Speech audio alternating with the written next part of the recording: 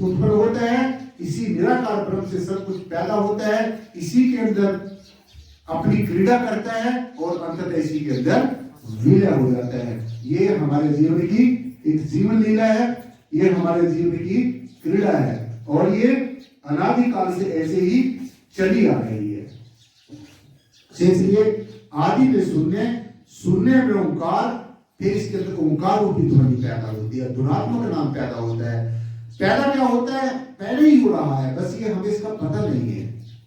जब हमारे जीवन में ब्रह्मज्ञानी तत्वदर्शी आत्मवेता सदगुरु का आगमन होगा तो हमें ये बातें बाखूबी वो खोल खोल कर बता देगा। और जब तक आपका जीवन ऐसा नहीं होता तो आपने ये समझ लेना चाहिए कि यहाँ पर आना जाना आपका सार्थक सिद्ध नहीं होगा। इसलिए बहुत मेहनत करने की जरूरत है, बहुत ही मेहनत करने की जरूरत है, बहुत आपको प्रयास करने की जरूरत है। सो आपने ये नहीं समझना कि हमें थोड़ा यहाँ पर डांट दिया जाता है, अभी आप इसलिए आपको थोड़ा डांट के कहते हैं, आप करते ही कुछ नहीं हो, हमें कोई फ्रूटफुल रिजल्ट नहीं मिलता। तो आपने ये नहीं सोचना चाहिए, क्योंकि कोई भी माता पिता, कोई भी टीचर, प्रीचर, कोई गुरु ये नहीं चाहता कि मेरे जो जिज्ञासु हैं, स्टूडेंट्स हैं, मेरे फॉलोअर्स हैं, वो इनकम्प्लीट रहे, वो हर एक तरीके से भरपूर होने चाहिए। इसी करके हम लोग आपको समय समय पर थोड़ा सा ताड़कर भी कह देते हैं। सो आदि में शून्य, शून्य में ओंकार, फिर इस ओंकार को सबसे पहले किसने अनुभव किया होगा? देखो ये भी एक ध्यान से सुनने वाली बात है। ओंकार रूपी जो ध्वनि है, जो ध्वनात्मक शब्द है, वो हमारे पिंड में भी हो रहा है, ब्रह्मांड में भी हो रहा है। तो सबसे पहले किसने सुना इसको? किसने सुना? हमारे सिद्ध पुरुषों ने सुना, हमारे ऋषियों मुनियों ने सुना, हमारे पीर पैगंबर और या अवतारों ने सुना। इस भारत की धरा पर और अन्य देशों में भी जितने भी हमारे साधु संत फकीर आए उन्होंने सबने सुना। इसलिए कहा कि आदि में शून्य, शून्य में ओंकार, आओ सिद्धो नाद विद का करो विचार। और फिर जैसे हम ये विचार कर रहे हैं नाद का और विद का, ये विचार करते हैं हम लोग, यहाँ पर चर्चा करते हैं। और फिर ये नाद है, जो नाद शब्द है, शब्द धुन है, फिर इसमें कहा कि नाद चंदा, नाद सूर्य, नाद रहा घट पिंड में भरपूर। यही नाद, यही ध्वनात्मक नाम सूर्य में, चंद्रमा में, सितारों में, पांचों में, पांच तत्वों में ये ओतप्रोत है। पांचों तत्व सक्रिय ही तब होते हैं जब ये ध्वनात्मक नाम के साथ जुड़ जाते हैं, जब इस चेतनता के साथ जुड़ जाते हैं, जब इस कंटिन्यूटी के साथ जुड़ जाते हैं। नाद चंदा, नाद सूर्य, नाद रहा घट पिंड में भरपूर। और इसी नाद के सहारे से, इसी ध्वनात्मक नाम के सहारे से, इसी परम चैतन्यता से हम जिंदा हैं। सो इसलिए इस नाम की बहुत बड़ी महिमा है। ये आगे बहुत बड़ा सूत्र है, लेकिन आप इतना ही समझ लो तो मैं समझूंगा तो बहुत अच्छी बात रहेगी। सो ये जो आज समाज के अंदर जितनी जो विसंगतियां व्याप्त हैं, आज आप देख रहे हैं किसी भी संगठन में आप जाएंगे, वहां पर बस यही बातें की जाएंगी, अलगाववाद की बातें की जाएंगी, मानव को मानव से दूर करने की बातें की जाएंगी, बस अपना स्वार्थ सिद्ध करने की बातें की जाएंगी। लेकिन यहाँ पर जिस क्लास में आप बैठे हो, यहाँ पर जोड़ने की जो है आपको बताया जाता है, जोड़ने के लिए आपको कहा जाता है, जुड़ने के लिए कहा जाता है, विमुख होने के लिए नहीं कहा जाता है। तो इसलिए शासक जी, और जितने भी आपका ज्ञान है, ध्यान है और संसारिक जो नॉलेज है, वो बातें अलग हैं, लेकिन जब तक आप अपने असली स्वरूप से नहीं जुड़ेंगे और इस तरीके से नहीं स्टडी करोगे, जैसे मैं आपको बता रहा हूँ, अपनी तरफ से अलग अलग फैशन नहीं बनाने हैं। आज विशेष आपको यही बात बताई जा रही है, क्योंकि अब आने वाले समय में मुझे आपसे मौका मिलने का मौका मिले या ना मिले, ये परमेश्वर को ही पता है। तो मैं आपको ये सचेत करना चाहता हूँ कि मेरी बताई गई जो बातें हैं आज मैंने बताई हैं, वो आपने अपने जीवन में आत्मसात करनी है। अब तक तो आपने मुझे ज्यादा कोई फ्रूटफुल रिजल्ट नहीं दिया है, इसलिए मुझे बड़ा दुख होता है। लेकिन आगे आने वाले समय में आज का जो स्पिरिचुअल डिस्कोर्स आपको दिया गया, इसमें सभी संतों महापुरुषों ने आपको अपने जो विचार विमर्श किया है, अपने अपने अनुभव दिए हैं, तो आपने पूरे का पूरा अपने जीवन में इस सच्चाई को उतारना है। तो इसलिए जब पांच तत्व भी नहीं थे, कोई शेष नहीं था, महेश नहीं था, गणेश नहीं था, पूजा करने वाला नहीं था, मंदिर नहीं थी, मस्जिद नहीं था, गुरुद्वारा नहीं था, पूजा की सामग्री नहीं थी, कुछ भी नहीं था, ना पूजा करने वाला था और ना जिसकी पूजा की जाए वो था, तो तब भी हम पर कुछ था। इसलिए जो विद्वता है, जो पांडित्य है, उसके चक्कर में नहीं पड़ना है, ज्यादा विद्वता के चक्कर में नहीं पड़ना है, ज्यादा वेदों शास्त्रों का पठन पाठन करना है, ग्रंथों शास्त्रों की वाणी पढ़नी है, लेकिन वहीं तक सीमित नहीं रहना है। शास्त्रों ग्रंथों को पढ़कर वास्तविक ज्ञानी बन सकते हैं, लेकिन ब्रह्म ज्ञानी नहीं बन सकेंगे। वहां से प्रेरणा लेकर हमने अपने ब्रह्म स्वरूप को समझना है, ब्रह्म ज्ञान को प्राप्त करना है, अपने निज स्वरूप को जानना है, निज स्वरूप को पहचानना है। तो इसलिए हमारे संतों महापुरुषों ने हमें संदेश दिया है, उपदेश दिया है, चाहे वो संत किसी जाति में पैदा हुए हैं, किसी मजहब में पैदा हुए हैं, किसी देश में पैदा हुए हैं, अध्यात्म में ये चीजें ज्यादा मायने नहीं रखती हैं। और जो इन्हीं बातों में फंसा हुआ है, जो जातिवाद में फंसा है, जो धर्मों के उन्माद में फंसा है, जो किसी अलगाववाद में फंसा है, जो मन के भेद में फंसा है, जो मत और मतांतरों के भेदों में फंसा है, तो वो सासंग जी ये हीरा सा जन्म ऐसी कौड़ियों के भाव लुटा जाता है। तो मैं आपको यही संदेश देना चाहूंगा, यही आपको सलाह देना चाहूंगा कि आपने खासकर जो इस निराकारी जागृति मिशन, जिसका ये बैनर आप मेरे पीछे पढ़ रहे हो, जिसके एक बड़ा क्लियर कट लिखा हुआ है, एक को जानो, एक को मानो, एक हो जाओ। सो ये एक अध्यात्म का सूत्र है।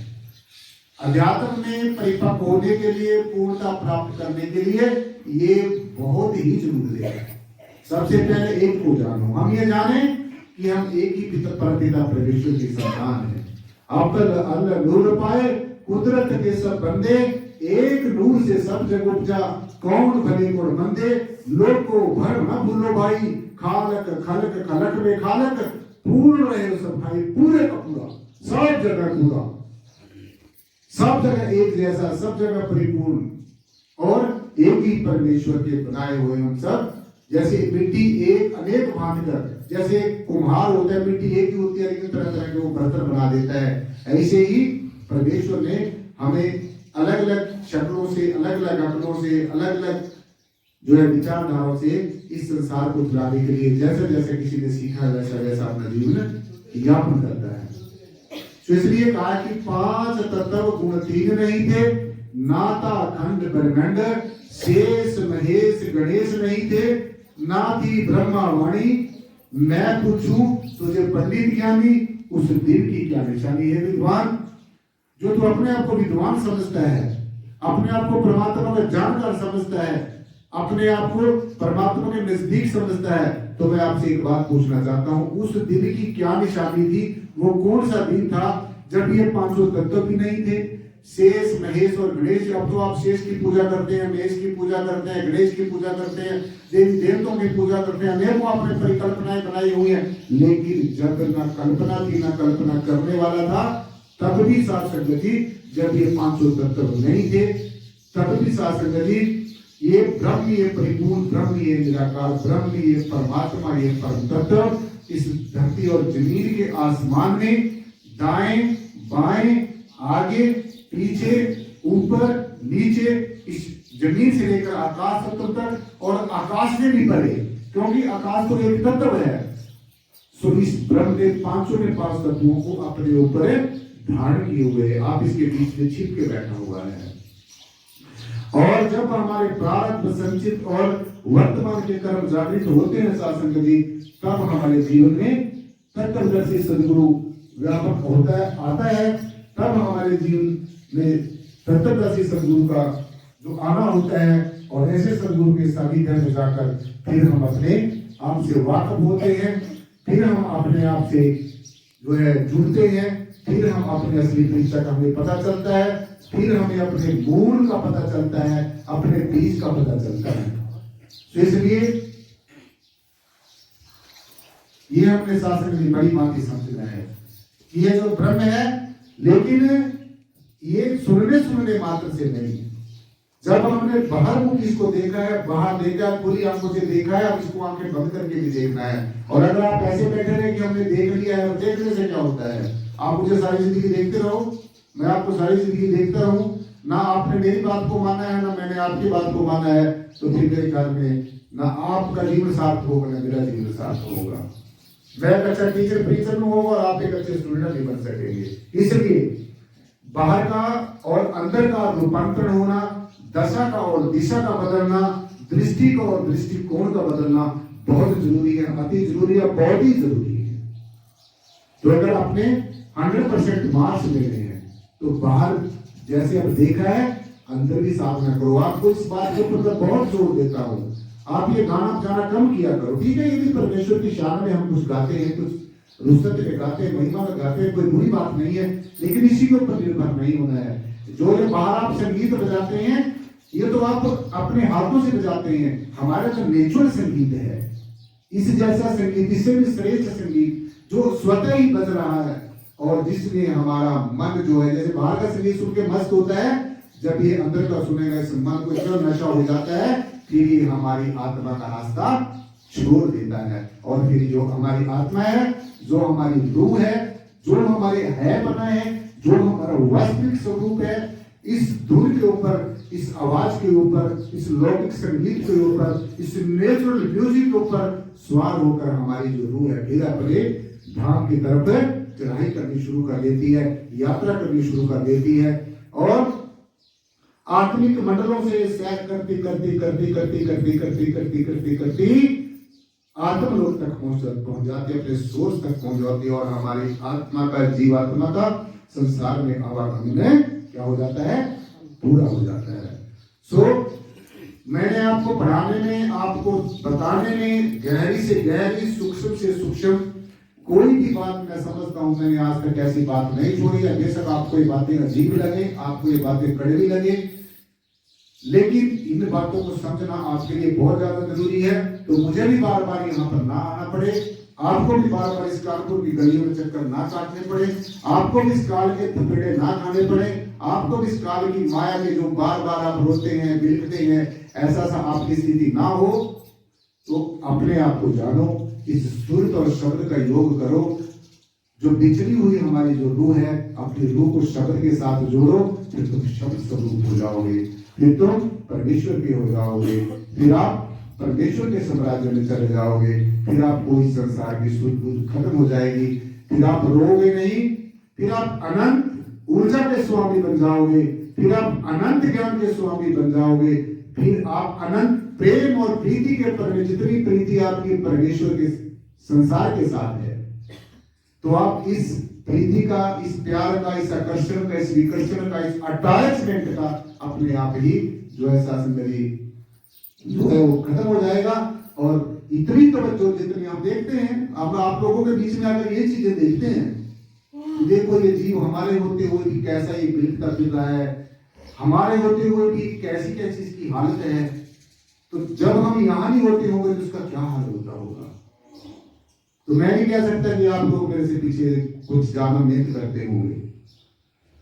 तो मैं ये बातें आपको इसलिए कह रहा हूं, मुझे ऐसा लगता है क्योंकि अगर आप मेहनत करेंगे तो आपका कल्याण होगा, और अगर नहीं करोगे तो फिर मुझे भी दुख होगा और आपको भी दुख होगा। इसलिए ना मुझे दुखी करना है, ना अपने आप को दुखी करना है। हर रोज 24 घंटे आपके पास होते हैं, तो आप क्या करते हैं, इसलिए कॉपी पेंसिल लेके बैठ जाओ और अपना सारे का सारा दिन का और रात का एक पूरे का पूरा आंकलन करके देखो भी आज मैंने क्या किया है। तो आप इस निष्कर्ष पे पहुंचोगे, आपने 10 मिनट भी परमेश्वर की बंदगी नहीं की है, आपने परमेश्वर का धन्यवाद किया ही नहीं है। ये संसार की पंचायतें लगाकर बैठ जाना, अपने आप को ये जताना कि मुझे बहुत ज्ञान है, तरह तरह की तरह जगह जगह से नकल मारी हुई बातें इकट्ठी हुई, वही लोगों को सुनाते चले जाना और अपने आप को श्रेष्ठ समझना, कई बार सदगुरु को भी आगे, सदगुरु से भी आगे भागने की कोशिश करना।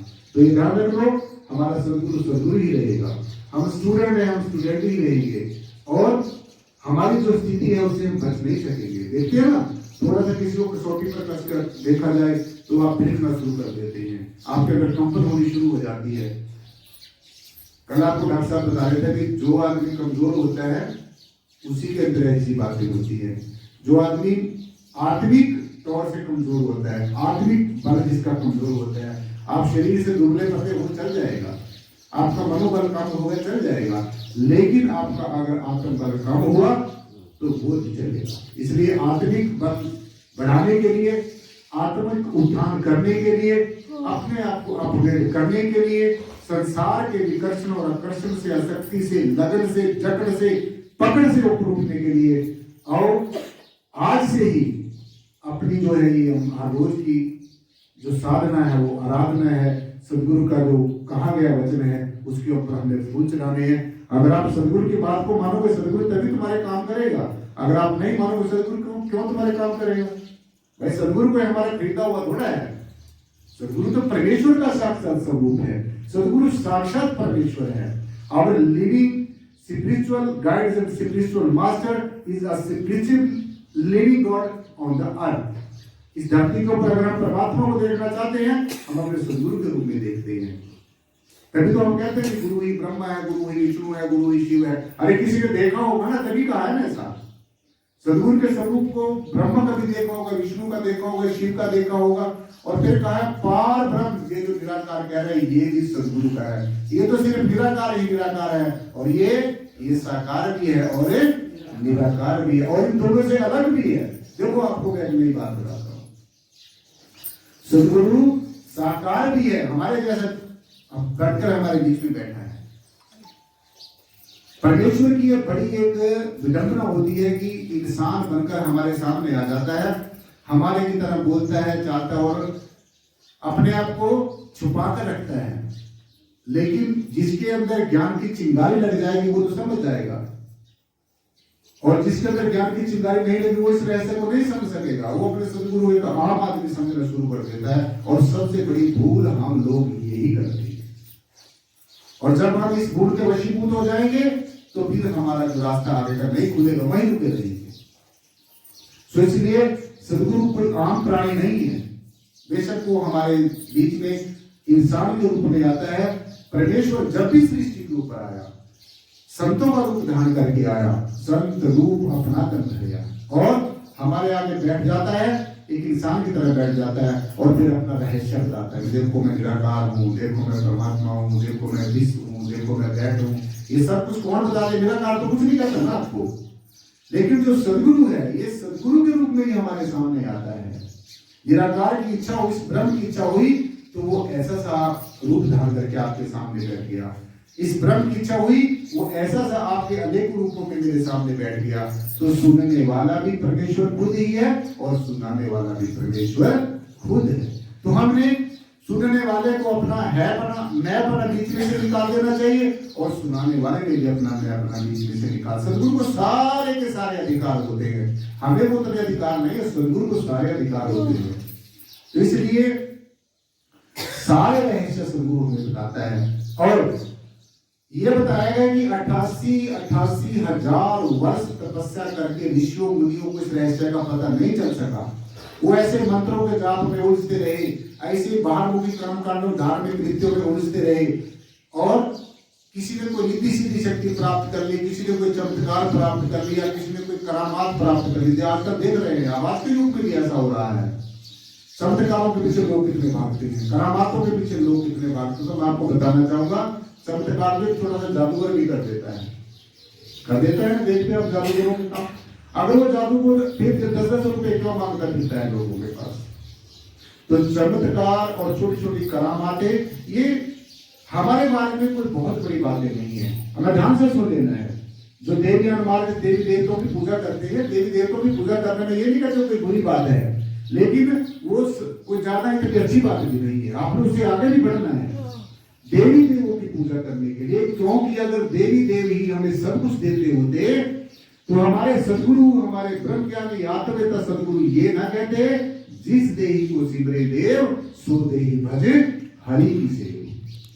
हमारे जैसा बनने के लिए, आप जैसा बनने के लिए देवी देवता भी तरसते हैं। क्यों तरसते हैं? इसका कोई कारण है। इसका ये कारण है कि ये जो मनुष्य का जो शरीर आप और हम सबको मिला है, ये देवी देवताओं के पास नहीं होता है। और परमेश्वर की बंदगी, खुदा की इबादत, परमात्मा का धन्यवाद सिर्फ इस मनुष्य शरीर में बैठकर ही किया जा सकता है, और किसी जोड़ी में। इसलिए जहां पर ये ब्रह्म की चर्चा होती है, परमेश्वर के गुणों का बखान होता है, परमेश्वर की लीला का बखान होता है, वहां पर अनेकों दिव्य आत्माएं, अनेकों दिव्य शक्तियां इस ब्रह्म चर्चा को सुनती हैं। और यही कारण है कि आप देखो कितने शांत ढंग से बैठ जाते हैं इस चर्चा को सुनते हुए। जो चंचल और चलायमान मन है वो नशा, इतना नशा उसको हो जाता है, इतना चूर हो जाता है कि वो नशे में होकर क्या हो जाता है, नशे में होकर क्या हो जाता है, मदहोश हो जाता है। और हमारी आत्मा, ये जो आत्मा का भोजन है, अपने आप में पूरी प्रफुल्लित हो जाती है, अपने आप में पूरी इन भोजन को संजोए रखती है, अपने में पूरी एक, जैसे एक लिटमस पेपर होता है। लिटमस पेपर आपने सुना होगा, हिंदी में क्या कहते हैं, शाही चूस, शाही चूस कहते हैं उसको हिंदी में। पहले हम स्कूल में जाते होते तो अगर शाही से लिख के और पेपर में उसको रखते थे, जैसे शाही ढुल जाती तो उसको ऊपर ऐसे रखते थे, चूस देता था। लिटमस पेपर उसको कहते हैं। तो हमारे लिटमस पेपर की तरह हमारी आत्मा का स्वरूप लिटमस पेपर की तरह बताया है। जैसे लिटमस पेपर एक सिकुड़ा हुआ होता है, ऐसे ही हमारी आत्मा, आत्मा सबके अंदर है लेकिन वो सिमटी हुई पड़ी है, वो गमगीन होकर हमारे शरीर में पड़ी है, क्योंकि उसका भोजन तो मिलता ही नहीं है। भोजन तो हम लोग अपने मन को देते हैं, इंद्रियों को देते हैं, बाहर खूबसूरती दिखने के लिए तरह तरह के हम चीजों का इस्तेमाल करते हैं। लेकिन जो हमारा असली श्रृंगार है, जिसके कारण हम जिंदा हैं, आत्मा के कारण हम जिंदा हैं, आत्मा के कारण सब कुछ हो रहा है, वो हमारी आत्म तत्व हमारे स्मंस भौतिक शरीर में सिमटी हुई पड़ी है। तो इसको अब आपने जागृत करना है, सुप्त अवस्था से उठाना है। जैसे घर में अगर कोई एक इंसान सो जाए, दूसरा आ गया वो भी सो गया, तीसरा आ गया वो भी सो गया, सारे के सारे मेंबर सो गए, और जो चोर है वो चोरी करके कुर्सी भी उठा ले जाएगा। और अगर हमारे परिवार के ज्यादा सदस्य सोए हुए हैं, अगर उनमें एक भी सदस्य जागृत होकर बैठा हुआ है, तो सबका अकेला सदस्य ही पहरा दे देगा। तो सदगुरु आपको एक बिना तनख्वाह का एक चौकीदार मिला हुआ है, कोई तनख्वाह नहीं लेता, कोई आपसे कोई घूस नहीं लेता, कोई आपसे कोई पैसा नहीं लेता। और यही कारण है कि हम सदगुरु को एक आम विषय समझ लेते हैं। एक बच्चा अगर स्कूल में जाता है ट्यूशन पढ़ने के लिए 2-3 हजार रुपया देता है, वो महीने का पढ़ने का देता है ना, और हम कह देते हैं पढ़ा भाई मास्टर अच्छा है, हमारे बच्चों को तो बहुत अच्छी तरीके से पढ़ाता है। तो इसलिए अपनी आत्मा को इस सुप्त अवस्था से जागृत अवस्था में जाने के लिए हमने ये जो ज्ञान है, ये हमारी आत्मा का भोजन है। जैसे अंधकार होता है तो हम एक दिया जला देते हैं, तो वो जो प्रकाश होता है वो सारे अंधकार को खा जाता है ना। प्रकाश का भोजन अंधकार होता है, और ज्ञान का भोजन अज्ञानता होती है, नासमझी होती है, इग्नोरेंस होती है।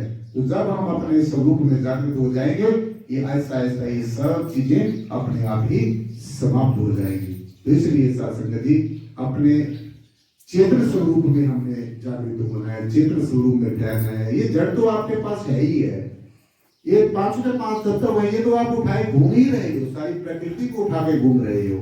ये तो देख ही रहे हैं, आप अपना भी देख रहे हो, दूसरे का भी देख रहे हो, बाहर भी महसूस कर रहे हैं, आपको पृथ्वी भी दिख रही है, वायु भी महसूस कर रहे हैं, जल भी दिख रहा है, अग्नि भी दिख रही है, आकाश भी दिख रहा है। तो किसकी पूजा करनी है आपने चेतन स्वरूप जो हमारा परम चैतन्य स्वरूप है, निराकार स्वरूप है, निर्गुण स्वरूप है, गुण और अवगुण से परे निर्गुण स्वरूप है, रंग रूप आकार से परे निराकार स्वरूप है, सारे विश्व का आधार है, विश्व आधार स्वरूप है, सर्वाधार है, सब जगह है, जो सबका आधार है और जिसका आधार कोई भी नहीं है, जो अपने आप में परिपूर्ण है, कंप्लीट है, एब्सोल्यूट है।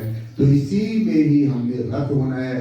लेकिन उसी तरीके से जैसा आज आपको ध्यान करते हुए बताया गया, अपने अंतर्मुखी होकर इस तरीके से जब तक वो जो पोजीशंस हैं हमारे अंदर हमें नहीं दिखती, तब तक अभ्यास नहीं छोड़ना है। ये नहीं है कि आपने यहाँ पर सुन लिया उसके बाद में जाकर बस फिर मैं कौन और तू कौन।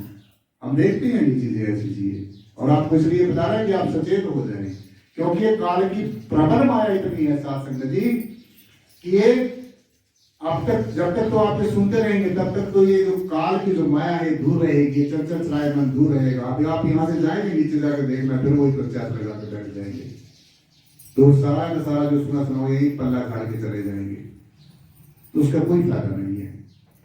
इसलिए जैसे आज आपको बताया है ये जो परमेश्वर है, ये जो ब्रह्म है, ये हमारे बहुत नजदीक है। इससे नजदीक साथ संगत जी हमारे कोई भी चीज नहीं है। सबसे ज्यादा अगर कोई नजदीक है तो ये ब्रह्म है, हमारा अपना स्वरूप है, आत्म स्वरूप है। सो आओ सब एक जो है